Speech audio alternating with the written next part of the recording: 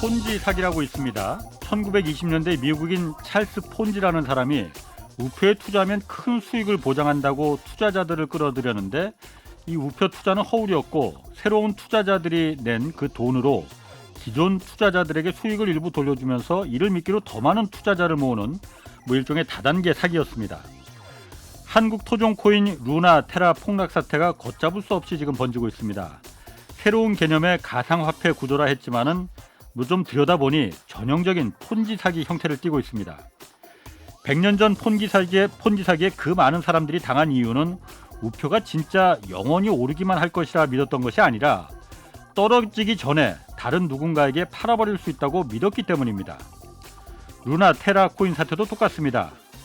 먼 옛날 튤립부터 시작해서 100년 전 우표 또 지금의 이 가상화폐와 같이 실물은 없고 사람들의 믿음만 있는 투자에 대해서 다시 한번 생각했으면 합니다. 블록체인 생태계니 탈중앙화니 이런 그럴듯한 용어는 종종 사기를 은폐하는 수단으로 둔갑하곤 합니다. 네, 경제와 정의를 다잡는 홍반장, 저는 KBS 기자 홍사원입니다. 홍사원의 경제쇼 출발하겠습니다. 유튜브 오늘도 함께 갑시다.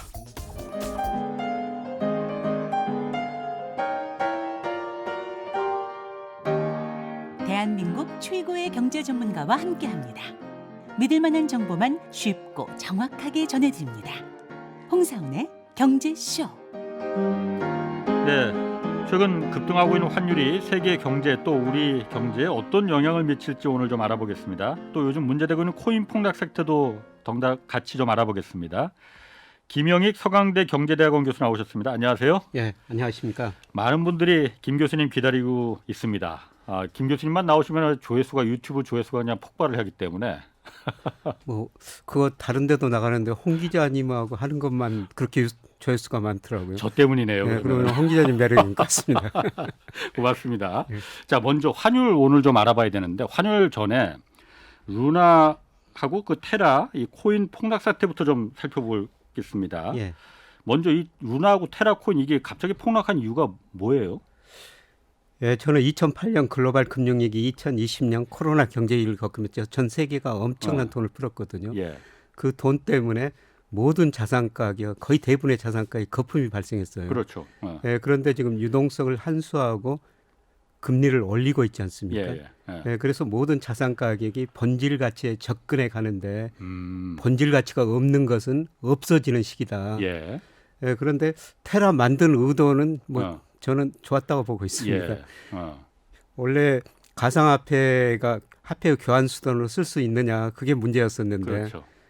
가상화폐 모두가 가격 변동이 심하지 않습니까? 예. 그래서 안정적인 가상화폐를 만들어 보자. 그래서 테라 USD가 1개를 하나를 1달러로 고정시켜 놓고 이런 걸 만들었었거든요. 달러에 연동시킨다는 네, 달러에 거죠, 연동시키고 엔화에도 원화에도 연동시키고 그런 여러 가지 스테이블 통화라고 그러던데요. 예. 그런 게 있을 수가 있어요. 스테이블 코인. 네, 스테이블 코인이라고 예. 그러는데, 근데 문제는 본질 가치가 별로 없다는 거죠. 이걸 뭐로 뒷받침할 것인가? 그 루나 가지고 테라는 뒷받침하게 만들어놨더라고요. 그러니까 예. 1달러어치 테라를 발행하면은 1달러 실제 그 돈을 갖다가 돈을 가지고 적립을 있어야 해둬야 되는데 예. 그걸 안 하고 1달러 대신 루나로다가 또 다른 가상화폐잖아요. 루나도. 예. 그거로 다 적립을 해뒀다는 그렇죠. 거예요. 옛날에 근본이제 할 때 1달러 발행하려면 그만큼 가지고 있어야 되지 그렇죠. 않습니까? 예. 이거 뒷받침에는 담보자산이 있어야 되거든요. 예. 그런데 이것 보니까 담보자산이 하나도 없어요. 물론 비트코인 같은 게 일부 담보를 했다. 예. 달러를 일부러 가지고 있었다. 그러는데 그 금액은 정확히 알려진 건 없고요. 예. 이 담보 가치가 없거든요. 예. 그래서 본질 가치가 없으니까. 예. 그리고 최근에 미국 금리가 오르니까 달러가 강세해 보니까 1달러 지킬 수가 없었던 것이죠. 예. 달러 가치가 오르다 보니까. 예. 그러다 보니까 본래 1개당 1달러 가치를 유지해야 되는데 그걸 유지하지 못하니까 이거에 대한 신뢰가 완전히 망가져 버린 것이죠. 그래서 이제 이게 오를 때는 다 같이 오를 때는 그 사람들이 이제 오를 것이다. 그리고 내가 이제 이익을 남기고 팔 수 있다. 그 믿음이 있었는데 그 믿음이 한꺼번에 깨지니까 이제 휴지 조각이 돼 버린 거군요. 그러니까 모든 자산 가격이라는 것은 본질 가치에다가 유동성이 결정하거든요.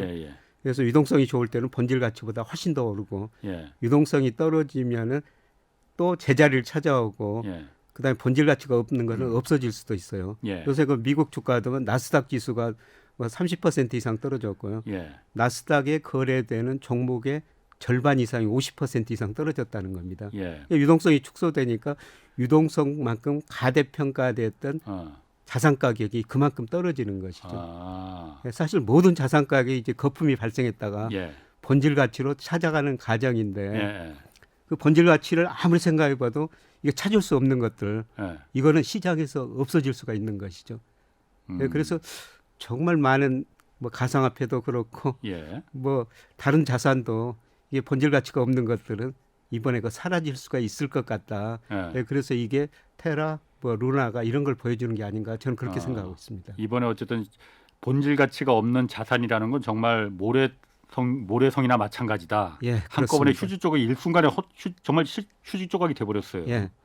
근데 그 가장 기본 원인이 미국이 돈을 풀다가 돈을 줄이고 금리 인상하니까 달러 가치가 오르니까 이런 문제가 발생하거든요. 그래서 예. 그렇구나. 그러면은 지금 이게 그 달러라는 실물에 연동시킨다고 했었는데 연동이 안 됐다는 거잖아요. 그 연동시킨다고 해가지고 다른 데서도 이 저 스테이블 코인을 예. 만들어내던데요. 예. 예, 그런데 보통 달러 그 가지고 있는 게 예. 백업된 게 한 4%밖에 안 되더라고. 다른 다른 스테이블 코인도 스테이블 코인도 문제가 있는 것이죠. 그냥 아니 4%만 그럼 평균 정도로. 예. 달러로다가 실제로 적립을 해둔다는 거예요. 예, 예. 그럼 그거는 어떻게 그게 스테이블 코인이 될 수가 있는 거예요?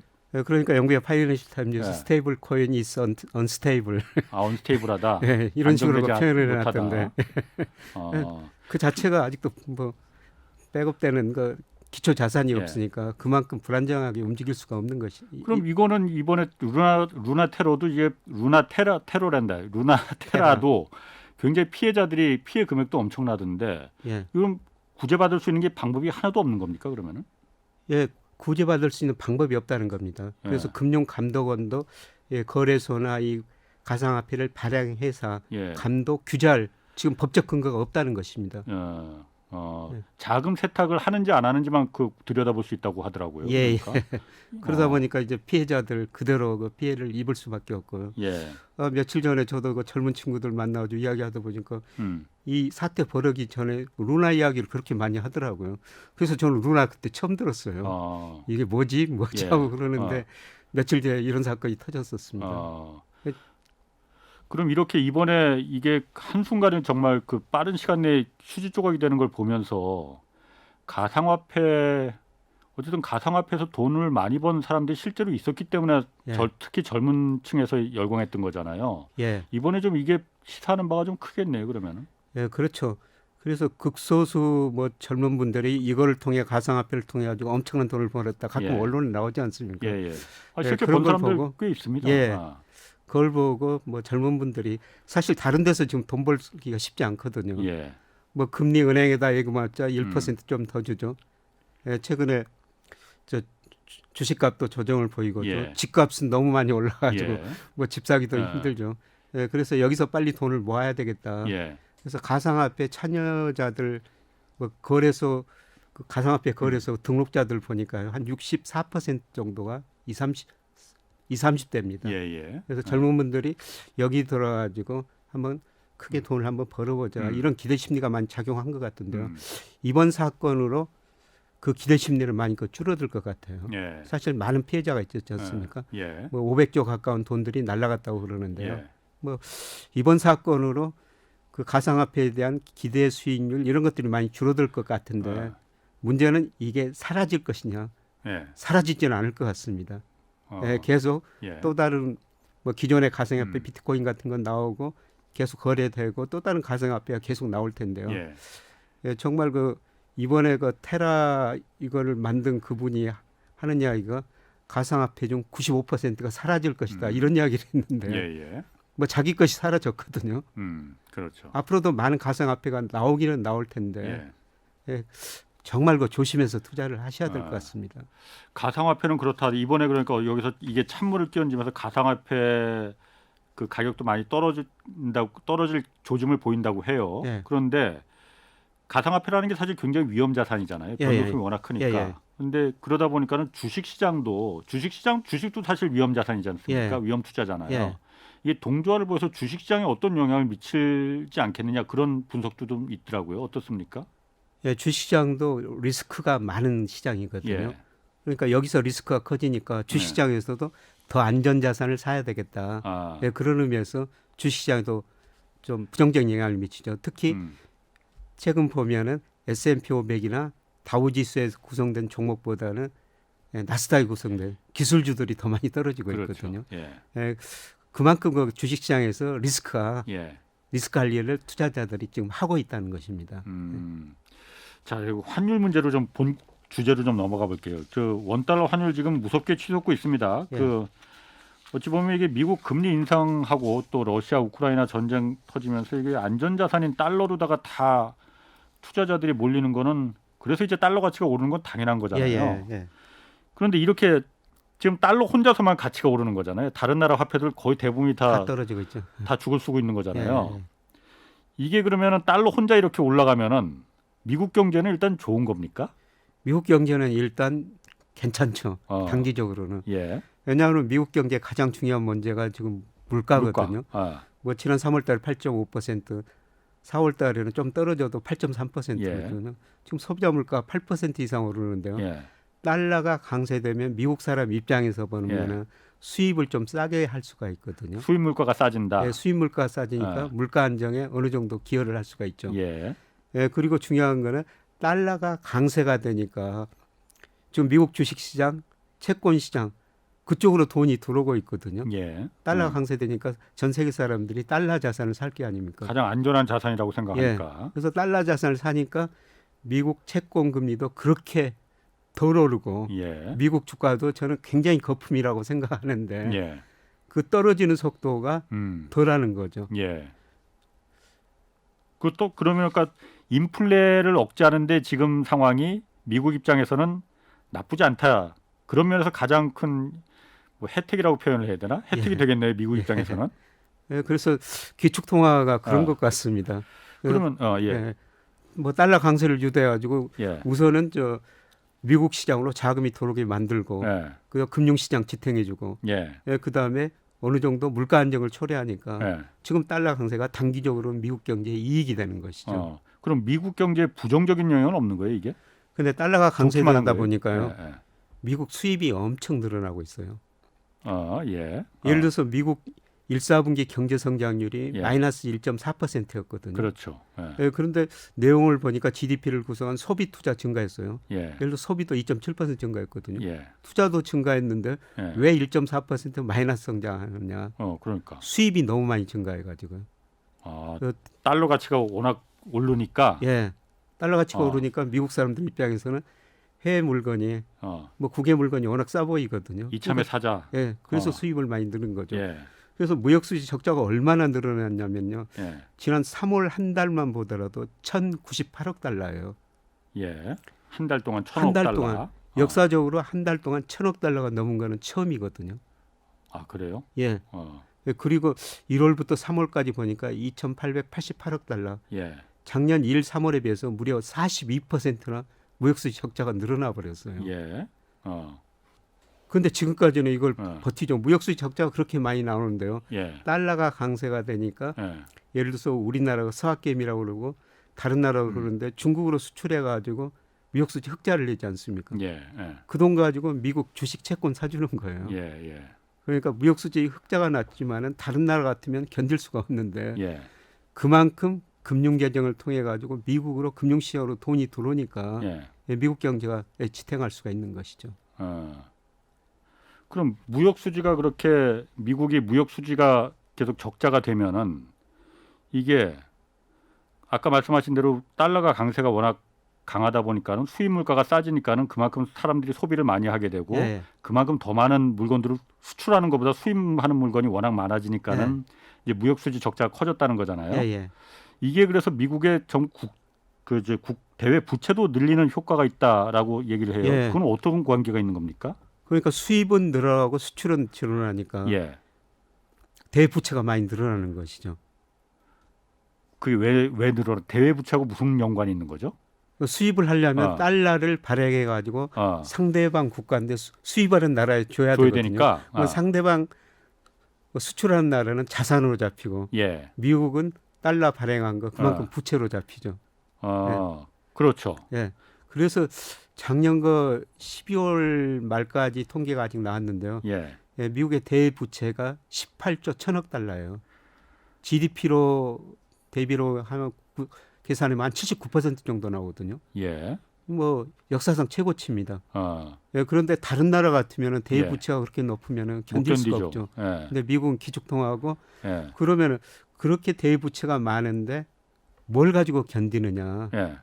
아까 말씀드렸습니다. 외국인들이 미국 주식 채권 사주거든요. 예. 그러니까 주식 채권 순 부채가 한 12조 달러 정도 돼요. 예. 그러니까 외국인들이 미국 주식 채권 산 것보다 예. 산 것이 예. 미국이 해외에 나가서 주식 채권 산 것보다 예. 외국인들이 미국 주식 채권 사는 게 12조 달러나 더 많다는 것입니다.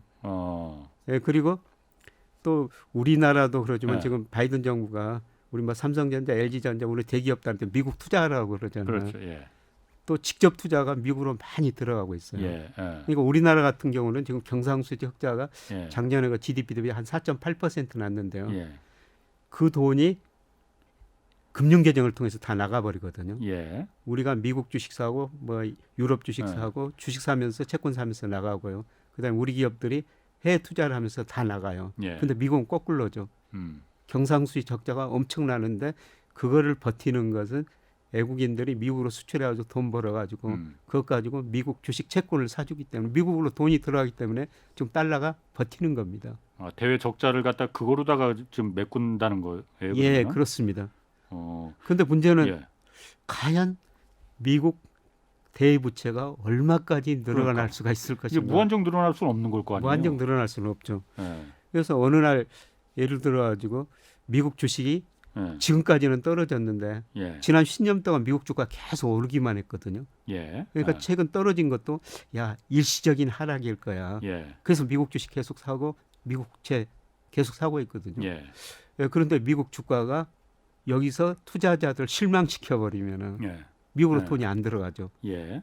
예, 그러면은 달러 가치가 떨어질 수밖에 없습니다. 달러 가치가 떨어진다. 예. 실망시키면은. 예, 예. 이미 어쨌든 대외 부채가 많다는 거는 예. 그 나라 화폐 가치 신뢰도에 대해서는 저거 믿을 수 있을까? 언제 저 나라가 망할 뭐 미국이 망한다는 건 망할 수는 없겠지만은 예.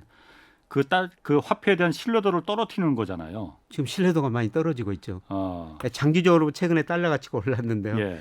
예, 달러 가치가 그 85년 플라자 협의 전에는 지금 주요국 선진국 중에서 달러 가치가 지금 지수로 발표하는데 105쯤 돼요. 105 달러 조금 인덱스라는 예, 거로. 달러 인덱스라는 게. 예. 예, 그런데 그 80 플라자 협의 예. 86년 9월 이전에는 이게 160 정도 됐었어요. 그때에 비하면 그러니까 많이 떨어지게. 그런데 그거는 뭐 플라자비가 옛날이니. 1980년대니까는 예, 뭐 1980년대고요. 예, 그다음에 2000년 IT 거품 붕괴 직전에도 예. 한 110이 좀 넘었었거든요. 예. 그리고 지금 예. 뭐 2002년 이후로 지금 105니까 가장 예. 높은 수준 유지하고 있죠. 어. 예, 그런데 예. 앞으로도 달러 가치가 이렇게 지속될 것인가? 예. 예, 그리고 달러 신뢰도 말씀드렸습니다만 달러 신뢰도 보면라면 그거로 보면 돼요. 예. 세계 중앙은행이 외환을 보유하는데 예. 달러도 보유하고 유로, 뭐 파운드, 위안 뭐 이런 거 엔화 여러 개 보유하거든요. 예. 예. 근데 세계 중앙은행이 2000년에는 달러 보유 비중이 71%였어요. 세계 중앙 평균 보유 금액이 몇 퍼센트요? 71%. 예.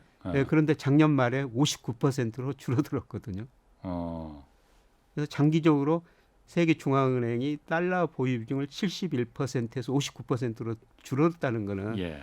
과거처럼 달러를 못 믿겠다. 음. 예, 그래서 달러가 줄어든 만큼 그동안 유로가 좀 늘어났고요. 예. 예, 최근에 그 중국 이하나 비중은 3%밖에 안 돼요. 예, 예. 그런데 최근 중국 이하나 비중이 조금 다른 통화에 비해서 빠른 속도로 늘어나고 있거든요. 예. 그러면 지금 이런 상황으로 고려할 때 그러면은 원화의 가치는 장기적으로 봤을 때는 어떻습니까? 그러면은 우리나라는 사실 아직 뭐 그런 그 외환 보유고 세계 중앙은행들에서 원화를 보유하고는 거는 그렇게 높지는 않죠. 예, 그렇습니다. 거의 없어요. 아. 그래서 원하는 뭐 국제 통화는 되게 힘든데요. 예, 근데 우리 환율은 그냥 달러 기준으로 발표가 되거든요. 예, 달러 가치가 오르면은 상대적으로 원화 가치는 떨어질 수밖에 없고 그렇죠. 사실 지금 달러 가치가 최근에 많이 올랐지 않습니까? 예. 그게 오르는 이유는 두 가지였죠. 주로 미국이 금리를 빨리 올릴 것이다. 예, 그래서 돈이라는 게 눈이 있어야죠. 수익률 높은 데로 이동한다. 아. 돈이 우리나라에서 미국으로 빠져나갈 것이다. 예, 사실 우리나라 주식을 외국인들이 계속 팔고 있고요. 예, 채권은 작년까지 굉장히 많이 샀거든요. 예, 예, 그런데 4월 통계 보니까 어, 채권도 외국인들이 조금밖에 안 사고 있어요. 예, 그만큼 우리 금리하고 미국 금리 차가 축소되니까 예, 우리 채권 시장으로 돈이 안 들어오죠. 예. 그래서 달러 가치가 강세가 되고 원화 가치는 떨어졌고요. 예, 또 늘 그 달러는 안전자산이라고 그러지 않습니까? 예, 예. 러시아가 우크라이나 침공하니까 가니까 글로벌 경제, 금융시장 불확실성이 높으니까 이럴 때는 무조건 안전자산인 달러를 사야 된다. 아, 예, 그래서 달러 가치가 떨어지고 원화 가치가 뭐 하락했죠. 예. 환율이 올라갔다는 겁니다. 예. 예, 그래서 한때 그 1280원을 넘었었는데요. 1290원까지도 갔어요. 예, 예. 근데 여기서 문제는 환율이 더 오를 것인가. 예. 예, 그게 남아 있는데 제가 생각하는 미국 아까 불균형, 대불균형이 워낙 심화되고 있기 때문에 예. 미국이 이제 금리 인상에 대해서 조금 다르게 생각한다면은 예. 예, 저는 6월까지는 계속 금리 인상 빅스텝 하리라고 생각해요. 예. 예, 그런데 미국 경제 성장률이 여러 지표로 보니까 둔화되고 있거든요. 예. 앞으로 물가도 오르지만은 경기 둔화가 더 심각한 문제로 대두되리라고 생각하고 있어요. 예, 예. 예, 그러면 저는 당장 7월부터는 빅스텝 못 할 거라고 생각하고 있거든요. 금리를 껑충껑충 못 올릴 거라 예, 이거죠. 그 경기 침체가 올 거니까. 예, 앞으로 경기가 나빠질 것이니까요. 예. 그 파월 연준 의장도 최근에 뭐 기자간담회에서 연착륙을 기대하고 있지만은 예. 연착륙은 쉽지 않을 것이다. 예. 이런 이야기를 했거든요. 예. 예, 갈수록 이제 물가보다는 하반기로 갈수록 경기 둔화 문제가 더 대두가 될 것입니다. 예. 예, 그렇게 되면은 금리를 빨리빨리 못 올릴 것이다. 예. 예, 그렇게 되면은 미국으로 돈이 덜 들어가고 음. 아마 달러 가치가 저는 지금이 예. 거의 정점에 있다고 보고 있거든요. 예. 그래서 하반기로 갈수록 달러 가치가 떨어지니까 예. 상대적으로 원화 가치는 오를 것이다. 음. 그래서 1280원 정도에서 그러면 얼마까지 떨어질 것인가. 예. 예, 그게 이제 중요한데요. 예. 예, 그런데 그렇게 많이 떨어질 것 같지는 않습니다. 예, 과거 보면은 예. 우리 환율이 최근 몇 년 동안은 1150원이 중심축이었거든요. 예. 그래서 상하 2로 100원, 밑으로 100원. 예. 그래서 1050원에서 1250원 사이까지 움직였어요. 예. 예, 그런데 최근에 그 추세를 보니까 추세가 1150원에서 1200원으로 올라 버렸어요. 그러니까 여기서 뭐 상하 100원 정도라면은 이제 환율이 1100원에서 1300원. 1300원까지 움직일 예. 수 있는데 예, 저는 연말로 갈수록 예. 1200원 근처로 떨어지리라고 생각하고 있습니다. 미국의 경기가 안 좋아질 거니까. 예, 미국 달러 가치가 예, 떨어지고 예. 예, 그래서 1200원 정도로 떨어질 거라 보고 있는데요. 그래서 저 과연 다른 전문가들은 어떻게 생각할까? 야. 그래서 저 블룸버그 들어가지고 예. 예, 컨센서스를 한번 봤어요. 아. 예, 컨센서스 보니까 뭐 연말에 한 1200원 정도로 돼 있더라고요. 어. 예. 그럼 그 적정한 환율이라는 게 뭐 존재할까 모르겠습니다만은 우리나라 입장에서 가장 그 좋은 적정 환율은 한 그럼 어느 정도 1달러에 몇 원 정도가 적정 환율이라고 볼 수 있는 거예요? 예, 그거는 계산하는 방법에 따라 정말 많이 차이가 납니다. 예. 예를 들어서 그 맥도날드 가면 빅맥이라는 햄버거가 있지 않습니까? 빅맥 지수 있죠. 빅맥 지수 있죠. 아, 예, 그 미국에서 그 4개 도시에서 5달러 81센트더라고요. 빅맥 하나에. 아, 근데 저- 우리나라에서는 제가 햄버거 잘 안 먹어서 얼마인지 얼마인지 모르겠네. 모르시죠. 예. 빅맥 가격이 얼마인가 아. 보러 가끔 저 맥도날드 아, 가거든요. 예, 지금 4,600원입니다. 예. 예, 그러면 빅맥 하나 살 돈 우리 돈 4,600원하고 아. 미국 돈 5달러 81센트하고 가치가 같아야 된다는 거죠. 우리가 그럼 훨씬 싸네 그러면 아직까지는요. 그러면 이거로 예. 계산해 보면요. 예. 적정환율이 791원이 나와요. 아 그래요? 엄청 지금 예. 환율하고 차이가 있죠. 예, 예. 근데 아. 이게 뭐 의미 없는 환율이 될 수가 있지만은요. 예. 어떤 분이 이거 장기적으로 빅맥 환율이 의미가 있는가 이렇게 추세를 봤을 때 예. 방향은 같이 움직이더라는 겁니다. 아, 예. 예. 예, 그리고 국제결제은행이 매달 각국의 실질 실효환율이라는 걸 계산하거든요. 그래서 우리나라 같으면은 각국의 가중치, 예. 우리나라가 원달러 환율 적정환율 실질 실환율 계산할 때요. 중국 비중이 33%입니다. 미국 비중이 14%밖에 안 돼요. 그 비중이란 게 뭘 의미하는 건가요? 그만큼 우리가 중국의 무역 의존도가 아, 수출 의존도가 높다는 겁니다. 예. 그래서 경제 의존도를 해가지고 비중을 두는데요. 예. 미국이 14%인데 중국은 33%밖에 안 돼요. 예. 예, 그거로 매월 BSIS가 국제결제원이 각국의 실질 실효환율을 계산, 예. 적정환율을 어. 계산하는데 예. 지금 우리의 환율은 1,250원 정도에서 거의 적정환율로 계산하고 있거든요. 1,250원이 예, 예. 적정한 환율이다. 예. 어, 근데 이거는 꼭 거기에 가는 거 아니고요. 예. 이 환율로 계산해 보면은 지금 세계에서 제일 저평가된 통화가 엔화예요. 일본 엔화. 예. 일본 엔달러는 최근에 그 130엔까지 올라갔지 않습니까? 예, 예. 뭐 3월까지 기준으로 보니까 엔화 가치가 35%나 저평가됐어요. 유로는 한 5% 저평가돼 있고요. 예.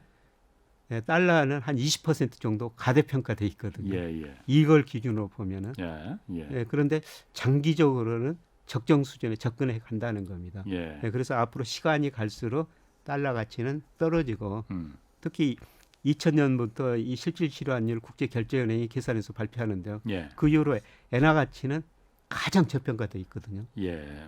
그래서 이런 지표 보면서 저는 머지않아 음. 엔화 가치가 오를 것이다. 엔화 가치가 오를 것이다. 예. 사실 미국은 지금 일본은 계속 엔저 때문에 뭐 일부러 일본 정부가 의도한 바도 있지만은 예. 지금은 엔저가 그렇게 좋은 엔저가 아니다라는 인식이 팽배하잖아요. 그래서 예, 그렇죠. 엔 가치를 자꾸 올리려고 하는데 안 올라가는 거잖아요. 그런데 예. 오를 거라는 얘기세요? 예, 그렇습니다. 이게 적정환율 계산해 보니까요. 예. 이것도 역시 뭐 엔도 달러로 표시되니까 예. 달러 가치가 떨어지면 엔화 가치는 상대적으로 오를 수밖에 없고. 근데 일본 같은 경우 오를 만한 뭐가 근거가 좀 뭐 좀 소재가 있어야 될 거 아니에요. 그러니까 가장 중요한 거는 아. 일본은 저 일드 커브 컨트롤이라고 해가지고 예. 10년 국제 수익률이 0.25%이 정도 설정해 놓고요. 예. 그 이상으로 올려버리면 돈을 많이 풀어버리거든요. 예, 그날 예. 돈 풀면 그날 돈 가치가 떨어지죠. 예, 예. 그런데 중요한 거는 그동안 일본 금리는 10년 국채에서 0.2% 정체인데 예. 미국 금리는 2020년 0.5% 10년짜리가 최근에 3.1%까지 올랐거든요. 예. 미일 금리 차가 확대되니까 크네. 예. 달러는 강세고 엔화는 약세였죠. 예. 예, 그런데 가장 중요한 거는 미국 금리가 계속 오를 것인가. 아. 지금 3.1%까지 올라갔다 최근에 2.9% 안팎에서 움직이고 있거든요. 예. 예, 그런데 10년 국채 수익률이라는 것은 미래의 경제 성장이 미래의 물가를 반영해요. 예, 예. 내년에 미국 경제가 침체에 빠질 것이다.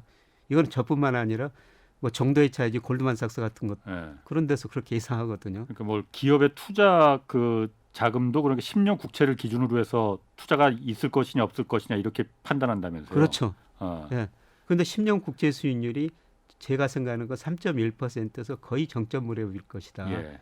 예, 그리고 앞으로 내년 경기 침체를 예상해 가지고 미국 금리가 10년 국채 수익률이 떨어질 거라는 거죠. 하반기로 예. 갈수록. 예. 예, 그러면 미일 금리 차가 축소되니까 예. 어느 정도 엔화 가치가 조금 오를 수가 있다는 겁니다. 그리고 가장 중요한 것은 지금 역사상 가장 저평가 상태이기 때문에 엔화가 예, 어느 정도 제자리를 찾아갈 거라는 겁니다. 예. 엔화가 저평가된 거는 이게 저평가 될 만하니까 저평가된 거 아니에요? 그런 그 어쨌든 공장들도 다 해외에 가 있고 일본으로 돈이 들어올 만한 그 사실 사유가 그렇게 많지 않잖아요. 그것까지 이제 실질 실효환율 계산하는데 예. 뭐 그런 경제 상황까지 여기에 대부분 포함되어 있거든요. 아. 예, 물가도 포함되어 예, 있고 예. 예, 각국의 교역 가중량, 각국의 환율까지 전부 여기 포함되어 있기 때문에 예. 아마 제가 지금 예. 한을 산다면은 예. 저는 달러 비중을 줄이고 예. 엔화 비중을 좀 늘리고 싶어요. 그런데 저는 뭐 달러만 지금 예. 사고 팔고 하기 때문에 엔화는 아직도 한 번도 사보지 않았습니다만은 이런 데이터를 보면서 지금 엔화를 한번 사볼까 그런 생각이 들 정도거든요. 아니 그 실제로 그 경제 패널 경제쇼에 나오는 패널 분들 중에서도 엔화가 워낙 지금 낮으니 예.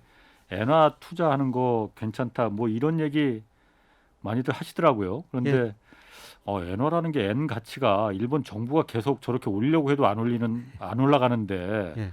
저거 올라갈까 그런 의심이 좀 들었었는데 지금 얘기 들어보니까 실효 환율 예. 이거로 보면은 다시 좀 정상으로 돌아 제자리를 네. 찾아갈 가능성이 높다 이 얘기신 거죠? 예. 그러니까 모든 경제 지표는 불균형이 커지면 다시 예. 균형적으로 가거든요. 그래서 지금 미국의 엔화 가치가 일본 엔화 가치가 지나치게 예. 저평가돼 있다는 겁니다. 예. 그래서 시간이 걸리면은 제자리 가기까지는 힘들더라도 예. 35% 오를 가능성은 굉장히 낮습니다. 어허. 예, 그런데 엔화 변동도 심해요. 예. 그 2008년에 엔 달러 환율이 123엔이었었어요. 예. 그런데 2008년에 예. 미국이 글로벌 금융이기 때문에 미국이 돈을 엄청 풀어버렸지 않습니까? 예. 예. 그래서 1년 반 됐는데 77엔까지 떨어져 버리거든요. 어. 그런 경우도 있다는 겁니다. 예. 그래서 이번에도 133엔, 30엔 갔는데 예. 뭐 상황이 좀 변하면은 예. 또 100원 밑으로도 100엔 밑으로도 떨어질 수 있다는 겁니다. 그렇군요. 자, 그 다음에 며칠 전에 얼마 전에 저희 KBS 그 경제 한방 유튜브 프로그램 운영하는 그 박종훈 기자가 나와서 예. 미국은 어쨌든 기축통화국이지 않습니까? 세계에서 유일한 달러를 갖고 있는 기축통화국이라서 인플레를 수출할 수 있는 나라다. 예. 그래서 인플레를 수출한다는 게 결국은 뭐 어려운 게 아니고 미국이 기준금리 올리고 돈줄 재면은 그게 인플레를 이제 수출한다는 의미가 예. 되는 거잖아요. 예. 그래서 인플레를 수출하게 되면은 본격적으로 이제 수출을 하게 되면 금리를 올리기 시작하면은 예. 신흥국 특히 그 달러 부채가 많은 국가들 위기를 맞을 가능성이 매우 크다. 예. 일단 그 맞는 말입니까? 왜 그런 건가요? 맞습니다. 어, 미국 달러가 강세되면요. 예, 뭐 다른 나라는 이 달러로 표시되지 않은 자기 통화로 표시된 게 뭐 영국의 파운드와 예. 그다음에 유로와 예, 호주 달러 이거거든요. 나머지 통화는 거의 다 달러 기준으로 표시돼요. 예, 달러가 강세되면 다른 통화는 약세죠. 예, 우리나라 통화도 뭐 1,150원까지 그렇지. 떨어지다가 예, 예. 지금 1,680원까지 올랐으니까 예. 우리 입장에서는 더 비싸게 수입해야 됩니다. 그렇죠. 그러면 예, 우리 물가가 오를 수밖에 없죠. 예, 물가 오르면은 예, 또 돈도 빠져나가고 예. 물가도 오르면 우리가 예. 금리를 인상할 수밖에 없죠. 그렇죠. 그래서 다른 나라 통화 가치가 떨어지니까 예, 미국이 주로 달러로 표시된 신흥국에 예, 사실 인플레이션을 수출하고 예, 그 나라들은 그것 때문에 금리를 더 올리고 경제가 엉망이 될 수밖에 없죠. 그래서 1992년, 1994년 미국이 이때 금리를 많이 올렸었거든요. 예, 금리 올리니까 멕시코 같은 나라 예, 금리를 올릴 수밖에 없죠. 그 정부 부채가 많은데 예, 그 금리를 올리니까 정부 부담이 더 늘어나고 예, 국채 위기 같지 않습니까? 뭐 그때 뭐 데킬라 효과라고 그러는데 미국이 달러 강세 유도하니까 신흥국들 통화 가치가 떨어지면서 물가 예. 오르니까 금리를 올릴 수밖에 없고 예, 지금도 이런 효과가 나타날 수가 있죠. 예, 그래서 지금도 뭐 부채가 많은 나라, 예, 지금 뭐 브라질 같은 나라는 지금은 굉장히 안정적이거든요. 예, 브라질 같은 나라 지금은 안정적인 이유는 뭐냐면은 그동안 원자재 가격이 많이 오르다 보니까 이 원자재 나라는 많으니까. 원자재 수출을 하는데요. 예, 그런데 내년에 경기가 침체에 빠지고 예. 그럼 원자재 가격이 떨어지지 않겠습니까? 원자재 쓸 일이 없을 테니까. 원자재 공장들이 가격이 많이. 떨어지고 예. 또 미국이 금리 올리면은 브라질 통화 가치가 떨어지니까 예. 브라질도 어떻습니까? 금리를 더 인상할 수밖에 없죠. 사실 2008년, 2020년 이게 경제 위기를 겪으면서요. 신흥국 중에서는 정부 부채가 가장 많이 늘은 나라가 브라질 같은 나라예요.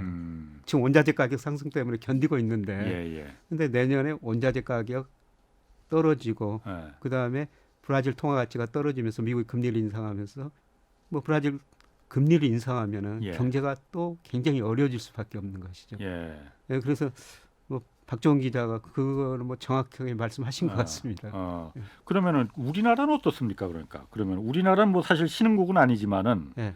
이제 뭐 공식적으로 선진국이라는 지위를 뭐 받긴 했습니다. 예. 우리나라는 그러면은 미국이 인플레를 수출한다 해도 우리나라는 그렇게 큰 뭐 타격을 받지 않아도 된다 이렇게 생각해도 되는 거예요. 우리나라도 좀 타격을 받죠. 뭐 원화 가치가 떨어지니까 우리 수입 비싸게 할 수밖에 없고요. 예. 그런데 이제 다행스럽게도 예. 우리나라 원화 가치가 다른 나라 통화에 비해서는 그렇게 많이 떨어진 거 아니에요. 예를 들어서 올해 들어서 선진국 통화에서 달러 지수가 9% 정도 떨어졌는데요. 예. 우리나라 원화 가치는 8% 떨어졌거든요. 예. 유로 가치도 8% 우리보다 조금 더 많이 떨어졌어요. 예. 엔화 가치는 12% 떨어졌고. 예. 그러니까 우리가 미국서 수입하는 물건은 비싸게 수입해야 되지만은 예. 다른 나라 통화 가치가 거의 비슷하게 떨어졌으니까 예. 우리가 일본에서 수입하든지 중국에서 수입하든지 예. 이하나 가치도 한 7% 떨어졌거든요. 유럽에서 수입하든지 예. 거기는 통화 가치가 거의 비슷한 게 떨어졌으니까 예. 그거는 문제가 별로 없을 거라는 겁니다. 그렇군요. 그거는 문제는 없지만은 예. 우리나라 그 미국이 어쨌든 인플레를 수출한다고 하니까 자꾸 뭔가 긍정적인 이미지가 자꾸 씌워지긴 아주 하는데 부정적이죠. 우리나라 같은 경우는 어쨌든 지금 예. 가계부채라는 그 가계부채가 워낙 그 압도적으로 많다는 예. 어떤 특징이 있는 거잖아요. 예. 이거하고 만약에 미국이 인플레를 본격적으로 수출하기 시작한다면 그 연관관계는 어떻게 되는 겁니까? 우리 가계부채가 GDP 대비 작년 3분기 기준인데 107%거든요. 100% 넘었어요. 예. 예. 전 세계에서 가계부채가 상대적 절대적으로 제일 많이 늘어난 나라가 우리나라예요. 예. 예, 그런데 우리의 원화 가치가 떨어지고 인플레가 오면은 한국은행은 금리를 더 올릴 수밖에 없습니다. 예. 예. 예, 그래서 그 하는 거 이총재도 뭐 빅스텝도 배제할 수는 없다. 예, 근데 예. 0.25% 올리다가 0.5% 정도 올린다는 거예요. 예. 예, 그러면 문제는 뭐냐면 가계 이자 부담이 늘어나죠. 예. 지금 우리나라 가계 원리금 상환 부담 비율이 거의 40%에 접근하고 있거든요. 그래서 우리가 한 달에 100만 원을 번다면은 40만 원을 원리금 상환에 써야 된다는 겁니다. 네네. 이런 상황에서 금리를 금리가 더 올리면 올라가면은, 이자 부담이 더 늘어나고요. 예. 그 다음에 금리를 올리면 앞으로 소비 투자가 저 이축돼 가지고 예. 경제 성장이 또 떨어지거든요. 예. 그러면 일자리가 줄어들고 임금이 안 오른다는 거죠. 예. 그 원리금 상환 능력이 더 줄어들기 때문에 그렇죠. 소비가 더 줄어들 수밖에 없다는 겁니다. 아, 소비가 줄어들면 우리 GDP에서 소비가 46% 차지하고 있는데 예. 경제 성장률이 우리도 계속 낮아질 수밖에 없는 것이죠. 예. 그럼 계속 그게 악순환이 반복될 그 고리에 들어간다 이거죠? 그렇죠. 소비가 줄어들면 예. 기업 생산도 줄어들 수밖에 예. 없고 고용 줄이고 예. 그러면 또 소비가 줄어들고 예. 그래서 우리 경제가 구조적으로 저성장을 면치 못할 거라는 겁니다. 그래서 최근에 보면은 우리 경제 성장률 전망치를 모든 전망 기관이 지금 낮추고 있어요. 예. 그래서 작년 말에는 보통 3%좀 넘게 성장할 것이다. 예. 그런데 최근에 들어올수록 2.5% 정도 그 안팎으로 낮추고 있거든요. 예. 예. 그런데 우리 경제 성장을 보니까요. 1분기에 전분기 대비 0.7% 성장했습니다. 그런데 1분기 성장 내용을 보니까 소비도 감소했고 투자도 감소했거든요. 예. 그래도 0.7% 성장한 거는 우리는 수출이 증가했어요. 예. 순수출의 성장 기여도가 1.4%포인트였거든요. 예. 만약 순수출의 성장 기여도가 0이었다면 우리 경제 성장률이 0.7이 아니라 마이너스 0.7이었다는 거예요. 예. 예, 그런데 문제는 지금 세계 경제가 많이 성장이 둔화되고 있거든요. 예. 앞으로 수출 둔화될 수밖에 없어요. 예. 그리고 당분간은 지금 우리 무역 수지 적자나고 있습니다만은 예. 원자재 가격이 오르니까 수입이 늘어날 수밖에 없죠. 예. 수입이 늘어나면 경제 성장률을 내리게 되죠. 예. 예, 그리고 소비 투자가 많이 늘어나야 되는데 예. 아마 뭐 요새 사람들이 이거 많이 돌아다니면서 소비는 좀 늘어날 것은 같은데 예.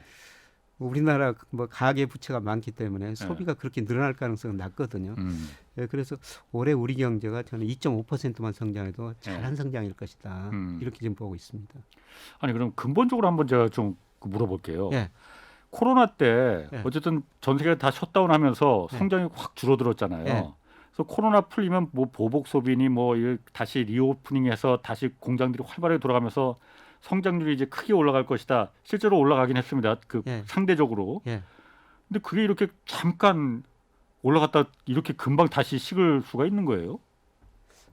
예, 경제가 세계에 갑자기 변합니다. 아, 예, 그런데 그 세계 경제가 2020년에 마이너스 3.1% 성장했어요. 예. 이거는 1930년대 대공황 이후 세계 경제가 마이너스 3.1% 성장은 처음이거든요. 예. 그런데 작년에 6.1% 성장했어요. 예. 예. 그야말로 기저효과지만 V자형 회복이죠. 예. 예. 예, 그리고 IMF가 올해 내년도 3.6% 성장한다고 전망하는데요. 예. 그게 최근 10년 평균이 3.3%예요. 아, 그러니까 앞으로 2년 동안도 세계 평균보다 높은 성장을 할 거라는 거죠. 아. 제가 보기에는 이게 낙관적인 전망인데요. 예. 예, 그런데 소비 측면에서 말씀드리면은 코로나로 내구재 소비가 굉장히 많이 돼 버렸었어요. 예. 집에 있다 보니까 TV 바꾸고 그렇지. 예. 컴퓨터 바꾸고 예. 내구재 소비가 작년까지 굉장히 많이 늘어났고요. 예. 예, 그다음에 코로나 진정되니까 준 내구재 예. 좀 밖에 나눠놔야 되겠다. 예. 예, 그러면서 옷도 사고 신발도 사고 준대구제 소비가 늘어났거든요. 예. 근데 그런 것들을 이미 살 만큼 다 사버렸습니다. 예. 이제 서비스 소비가 많이 늘어나야 되거든요. 예. 예. 그래서 서비스 소비가 늘어나면 소비가 좀 회복되고 있는데요. 문제는 소득이 그만큼 늘어나고 있지 않다는 거죠. 예를 들어서 미국 같은 경우요. 작년에 미국 경제가 어려우니까 미국 정부가 가계 부자들 제하고 $1,400 1인당 줬거든요. 좋죠. 예. 예, 그래서 작년 2월 달에 미국 가계 개인 1인당 실질 가처분 소득이 $58,000 정도 됐어요. 예. 그 돈 가지고 계속 썼죠.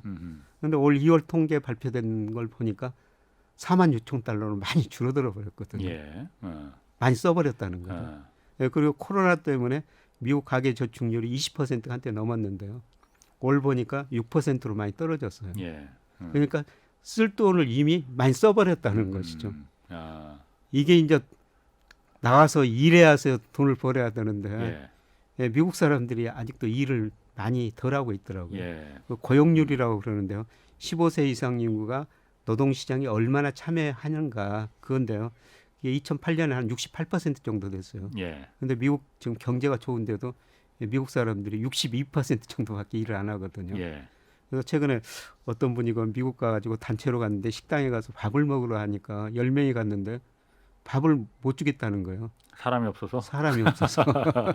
예, 그래서 그분한테 미국 사람들이 왜 이렇게 일을 안 할까요? 미국 현지에 갔으니까. 뭐 두 가지라는 겁니다. 그동안 미국 정부가 줬고 실업수당도 많이 그렇지. 줬으니까 그 돈 가지고 쓴다. 예. 예, 그다음에 코로나를 거치면서 미국 사람들이 100만 명 이상이 죽었거든요. 그래서 직장에 다니면서 열심히 일해가지고 그냥 돈 많이 쓸 필요가 없다.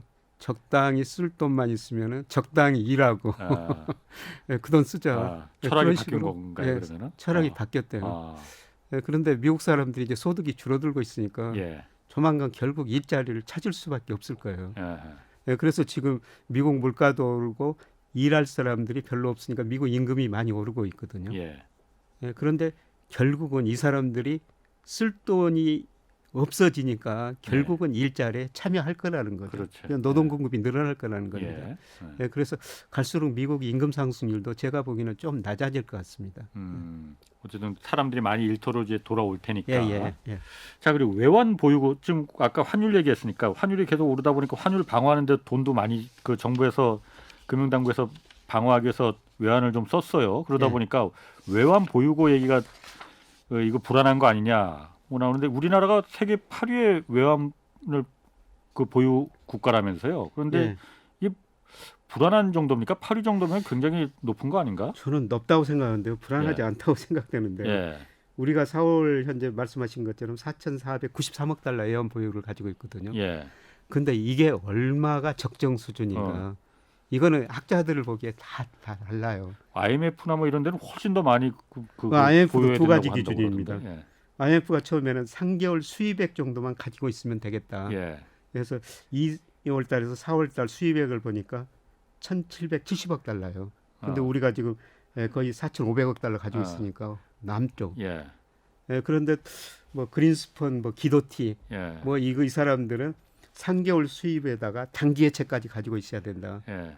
그걸 하면은 한 3,400억 달러 정도 돼요. 근데 4,500 달러니까 그래도 그것보다 여유 있네. 높죠. 예. 그런데 IMF는 이거에다가 포트폴리오 외국인들 우리나라 지금 1,000조 정도 주식 채권을 가지고 있거든요. 예. 그건 언제든지 빠져나갈 수 있는 돈이니까 그거의 4분의 1은 외환보유 수입액에다가 예. 단기 예채에다가 포트폴리오 투자 자금의 4분의 1은 있어야 된다. 예. 그거로 계산해 보니까 한 6,358억 달러 정도 되거든요. 그러면 4,500 달러니까 예. 부족하죠. 이게 기준에 그렇게 따라 따지면은? 다른데요. 예. 그런데 경상수지가 적지 않으면 문제인데요. 예. 우리 경제 전체적으로 보면 저축률이 투자율보다 높거든요. 네. 그래서 최근에 무역수지 적자가 줄어들고 있으면 경상수지는 흑자일 수밖에 없어요. 예.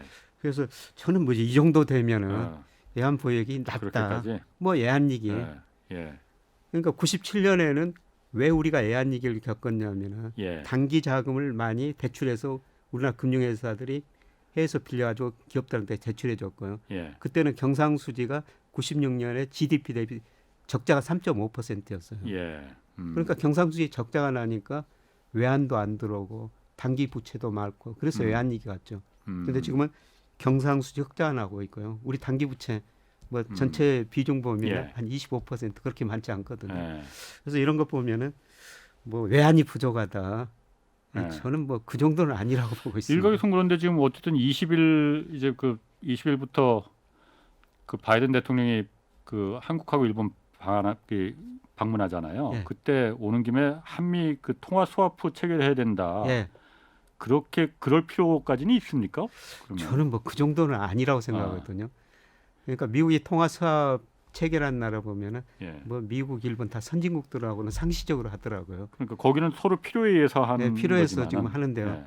그 이머징 마켓 아직도 우리가 신흥 시장에 속하는데 예. 이런 신흥 시장하고 통화 사업할 때는 위기 상황만 주로 했었습니다. 예. 네, 그런데 제가 보기에는 우리 경제가 위기 상황이 아니라는 거죠. 예. 예. 그래서 환율이 뭐 우리나라 통화 가치가 달러에서 8% 떨어졌지만은 예. 대부분의 통화가 우리 통화 이상으로 가치가 떨어졌거든요. 우리만 떨어진 게 아닙니다. 예. 예. 이게 극단적으로 우리가 이기 수준이 아니라는 것이죠. 그래서 저는 뭐 지금 당장 물론 통화 수업을 하면은 굉장히 심리적으로는 안정적이 될 그렇죠. 거예요. 그래서 환율이 좀 많이 떨어질 겁니다. 예.